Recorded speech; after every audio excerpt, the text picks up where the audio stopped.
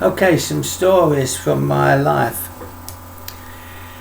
When I was a young lad, I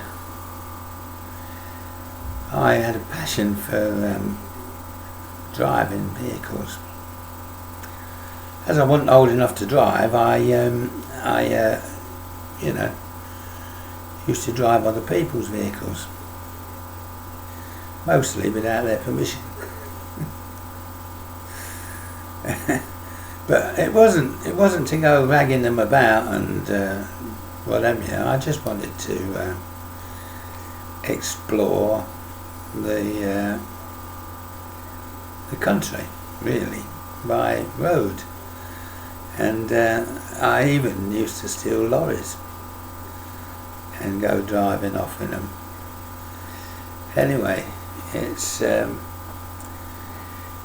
when I think back, it was a different time. You know, the roads weren't so busy for a start. I mean, cars were less powerful, and I'm not making, but that's how it was. And if it's a bit like I've always said, if I had a passion for playing the piano and was good at it, people would have said, "Oh, he's a wonderful bloody piano player, etc." But because I could drive a lorry as good as any man when I was about 10, I wasn't considered to be a extremely good at something. You know what I mean? It was sort of frowned upon rather than sort of what's the word I'm looking for? Deemed to be an exceptional talent. Anyway, so what happened? Let me tell you the story about when I nicked the coal lorry from Stapler Station. The actual coal merchant lived two doors away from me, but I knew the lorry was parked up at the station yard, and I'd had a look round it, and I noticed that the keys seemed always left in it. You know, you can't imagine that today, can you? And anyway, so I decided I'm going to go for a ride in that. So I pinched it. It was loaded with coal, by the way, all sacks of coal on the back, not tied on, just stacked up on top of one another as they used to, the old coalmen. They weren't tied on or anything, but the way they stacked them, they were pretty stable, funnily enough. Anyway, I pinched this, and off I went to, on my travels. So I drove through London, and I finished up on the A4, the old A4. There was no M4 then, the A4. So I'm going along. It was a bull-nosed Bedford, this lorry, and I got going on the A4, and it was dark now. It was night time, and it ran out of petrol. So I managed to coast in it and to a little lay-by. So I pulled in the lay-by and thought, right, well, what can I do? Middle of the night, there's not a lot I can do just at the minute. So I thought, right, I'll get. It had bench seats across. It had a driver's seat, and then it had a double passenger seat. So I spragged out across the seats and went to sleep. I woke up in the morning, it's daylight, and I thought, right, well, that's as far as this is going to go. I mean, I expect those police are looking for me by now. But anyway, so I shot off. I decided to walk, and I walked into Newbury. And I was walking down the street in Newbury, and this woman pulled up in a Morris Oxford Traveller. It's quite. It's a late model Morris Oxford. The one with like the open front grille sort of thing on the front, not the one with the barred front. But anyway. And she jumped out and went in the post office. And so I walked up alongside it, and keys are in it. In I get, boom, and away I went. So I gets going. My plan was to make my way home anyway. I gets going. Somehow or other, I shot off into Birmingham.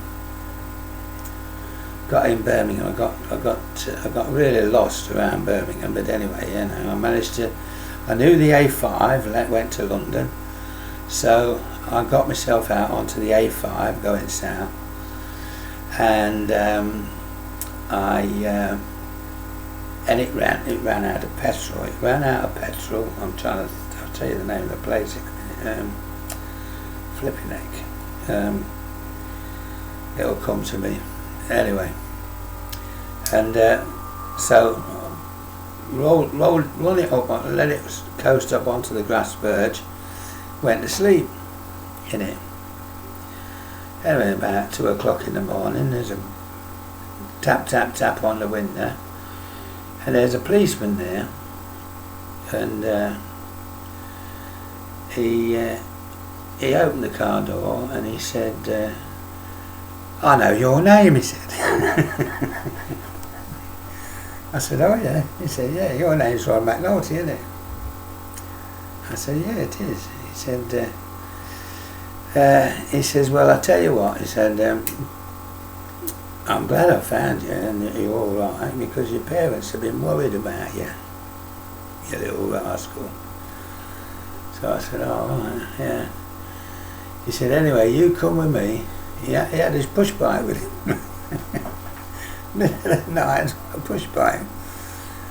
So we walked back into flipping heck, what's the name? Anyway, to the police house, and he took me indoors, got his wife out of bed, and she made me something to eat. Middle of the night, mate, it's how nice. And he said, "Well, you'll have to stay here now," he said,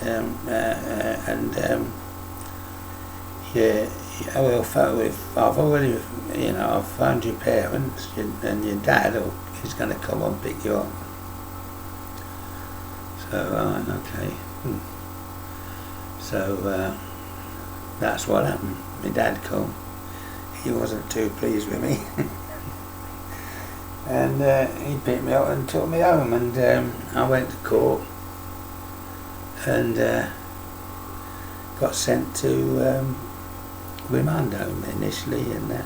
But so anyway, that was my first excursion, if you like, of. Wasn't actually my first excursion of nigging something, going joyriding in something. Because me and my mate Dennis, we pinched a pest control lorry once, springtime, because they had a place in Stablehurst, and that was near the station as well. We pinched this old comma lorry, and we hid it up in Frittenden Woods, and with no mobile phones or anything like that, but we could communicate by, we make arrangements for another day and stick to it, kind of thing. And it was like, I'll get some petrol, because didn't have a lot. I'll siphon some petrol at my dad's car, blah blah blah. And we'd arranged to meet up in Frittenden Woods, and we'd put a bit of petrol in the tank. We go joyriding around the lanes in the evening in it, and just generally having a good time in it. And we had it hid up in Frittenden Woods for 3 months.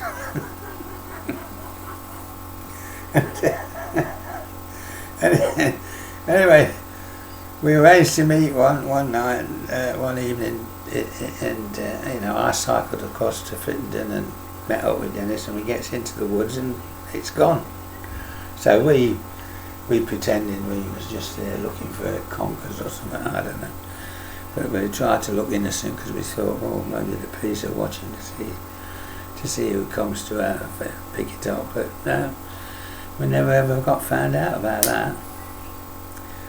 So I hope, I hope the statute of limitations are passed. Anyway, that's it for now. I'll talk to you again soon. See you on the next one. Bye bye. Stop.